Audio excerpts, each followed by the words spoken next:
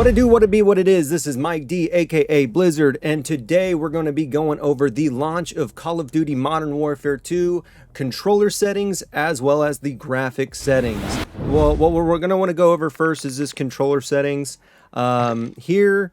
So the main thing that you're wanting to do, a lot of this is going to be personal preference, but there are some things that you'll want to take note before you hop into some games. So first thing, you'll definitely want to pick out your input device. So for me, it's going to be controller. I use default because I am on a aim controller with the back paddles here that I have jump and the great slide that we all know and love.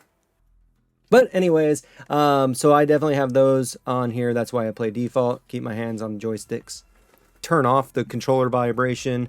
I don't need to be, feeling any type of immersion or anything like that, as I do like to play competitively.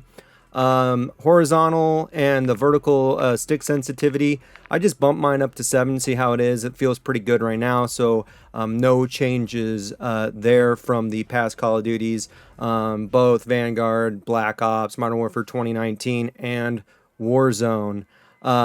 There. All right, so now you'll want to go down, and we are everything here until you get to the automatic sprint. So I definitely use automatic tactical sprint. It allows me to get out of a sticky situation. Say I go and I come around a corner and there's an enemy shooting back at me. I hit a couple shots. I can easily just, pull out of my ADS and quickly run to another point on the map, or get out of the line of fire of the enemy. Nothing's changed out of any of these. When you go to interact or reload behavior, I definitely use prioritize reload. That's always pretty good. I think it used to be called contextual tap. I could be wrong. Armor plate behavior. Now this one's really important when you get into Warzone 2.0, or if you're playing Spec Ops or anything that has that armor plate. This allows you to press it once and it's going to apply all your plates. So now we're going to go over to the advanced settings. So you'll definitely want your target aim assist off. If you have friends like myself that think that having aim assist on a controller is a crock of shit, then you can show them yourselves and have them play a game with a controller with this turned off. It's definitely almost unplayable, but definitely want that on. Aim assist type, this is kind of what we've seen in the past with the default precision focusing and legacy, although this time they definitely added in the Black Ops. I go ahead and use defaults, never let me down, never anything there. Aim response curve type, I definitely changed mine to dynamic. I did that from day one of Modern Warfare 2019. I like the quick snappiness of it right off the rip. So if I need to turn real quick, then that acceleration is going to hit at peak, and then it's going to kind of slow down, and as I spin more, it's going to come back up. So really good to move around the map, really good to just be really snappy. There's a few people that do like linear, although it just, as much as you're moving your stick, it's going to move the same direction. And then linear, standard, I just don't really see why that's even a setting, as it's going to start slow and kind of just work its way up. ADS sensitivity transition timing I have as instant. And then custom sensitivity per zoom. This is definitely something that you're going to want to check out. So my low zoom optics, I have, I put mine down to 7.4 or 0.74. This allows you if you have a higher sensitivity and you ADS, it's going to slow down that ADS a little bit further. That way, any of your quick little adjustments, you'll be able to get on target. I bumped it up just a little bit as we get further into these higher zoom optics. So I have mine point at a 0.8. Remember, these are all personal preference. If you want to try this out, if you have not already, I recommend, if you're at like a 6 or a 7, maybe even 8, to go ahead and just throw it at a 0.8. And see where you are at there. You can put it down or, move it up or down accordingly while you're in game, as I do believe that fix of the menu is there. And then once I get into my snipers, that 4x zoom, I just keep it at 1. It allows me to quick scope and kind of just pop in and out pretty well. Input dead zones, there are some people out there that say this is all really personal preference. It's not really personal preference. It has to do with your actual controller. My suggestions for you, you know, if you don't know if your controller has stick drift, or if you don't really, you know much about stick drift, that's if you are standing still and either your aim or your character model moves slightly. So what I suggest for anybody doing is to go ahead, maybe get in a custom match and put both of these left stick and right stick minimums down to 0. And then as you, you know, once you get out of the control, you know, get into the match, just check and see if how much you're moving. If you're moving, then go ahead and put these up to 0.01, 0.02 until your aim stick or your character stops moving. That's where you want. So that's what you want. These need to stay at 0.99. Definitely don't want to change those. And then left trigger, right trigger. I honestly haven't played with this yet. There's some people out there that'll tell you to just smash that all the way down to 0. That'll give you kind of a quick response time. Although, you know, a lot of these people that I've seen say that they have instant triggers. You know, the mouse click triggers or whatever, tactical FPS, you know, pro controllers. So I don't really even see why you would even change that with that. But if you are on a standard controller, whether it's PS4, PS5, or an Xbox controller, you can just try it out yourself, see what it's like. I might play with it a little bit to see if I gain any edge on that. Nothing here, nothing that I have not changed. I kept all these things the same. I am actually going to turn this setting off, so when I am in either a ground war, hopping out of the helicopter or whatever, or when Warzone 2 comes out, I can deploy my parachute at the very end. Sprinting door dash, always good to have there, so you're not stuck on any doors. Yep, still, all these are all still pretty default. I'm just, you know, going through this real quick for you guys. If anybody else has anything, you know, that they change on theirs, go ahead and let me know down on the comments so we can kind of collaborate and see what the best settings overall is as we get in further and further into this game. And with that being said, go ahead and smash that like button and subscribe to the channel. All right, so the game optimization, let's go ahead and shoot over to the graphics portion of this. So I've noticed now, I played the game a couple times since launch last night, and I've noticed that it keeps on switching this over to full screen borderless. If you want the best FPS, then you'll definitely want to go to full screen exclusive. And then just scroll down, and we're just making sure everything looking right. Make sure that your screen refresh rate matches the refresh rate of your monitor. The resolution matches up. Here I turned the VSync off. I haven't had any screen tearing, so I'm not really needing that. Here I go ahead and do set some frame rate limits. I want it to be just consistent, so I do set this at 200. You want to have a little bit of wiggle room for your refresh rate, so I throw it at 200. And then the menu frame rate, just, you know, love your put a little love into that graphics card you put some money in. So just keep all those resources down. So I put that to 60, and then when I'm getting out of the game or out of focus, I put that to 30, which I think is also default.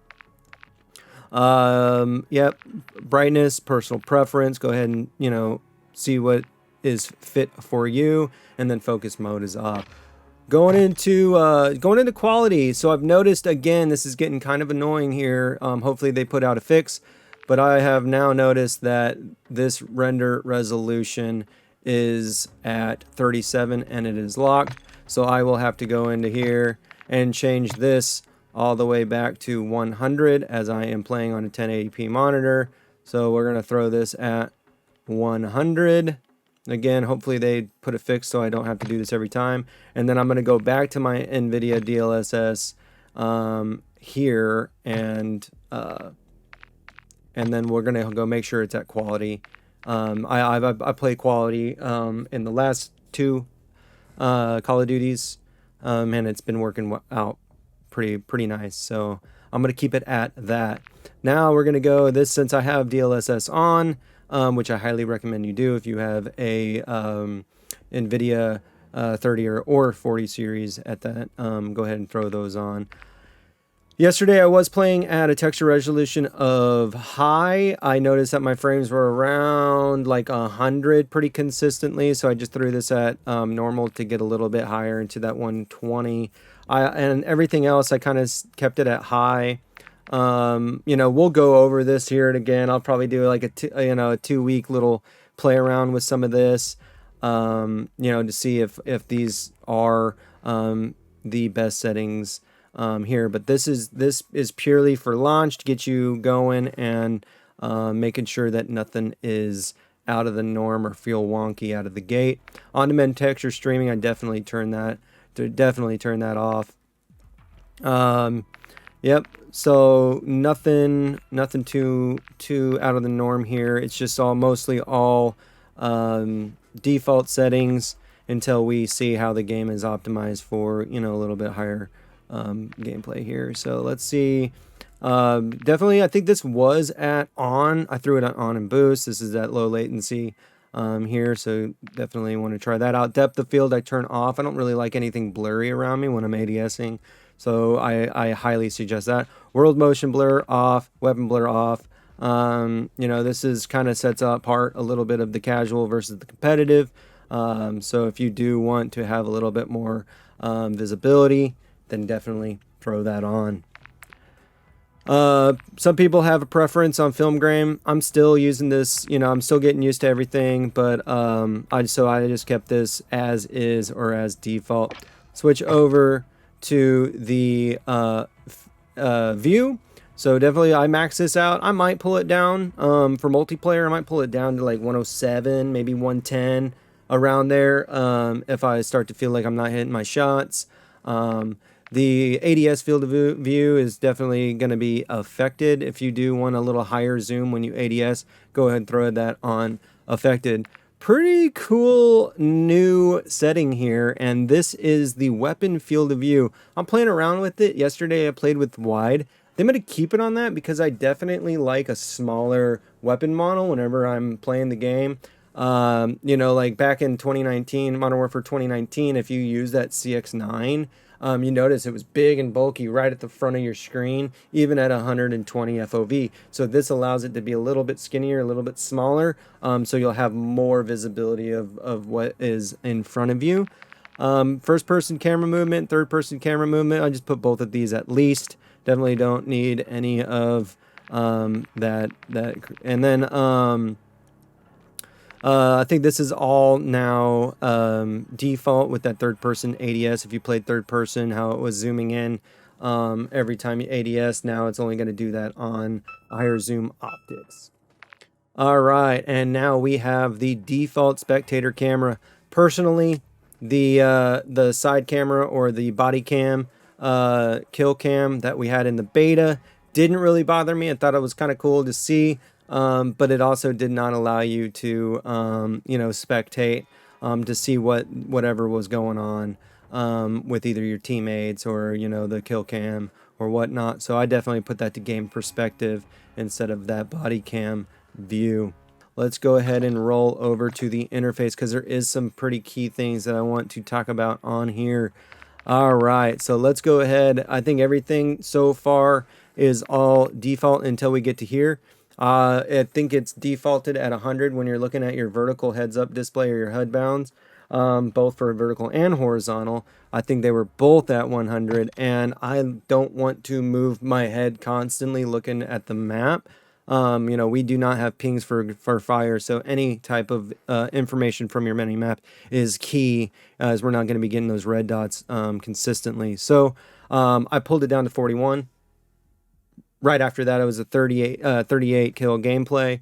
So I'm going to keep it at this. I might go down. I might pull it all the way down for a couple matches to see how that is. But the least amount, if I can just quickly move my eyes without, you know, moving my head or anything like that, is definitely key. They added the circle, you know, mini map here. I keep it at square. You know, there's more all there.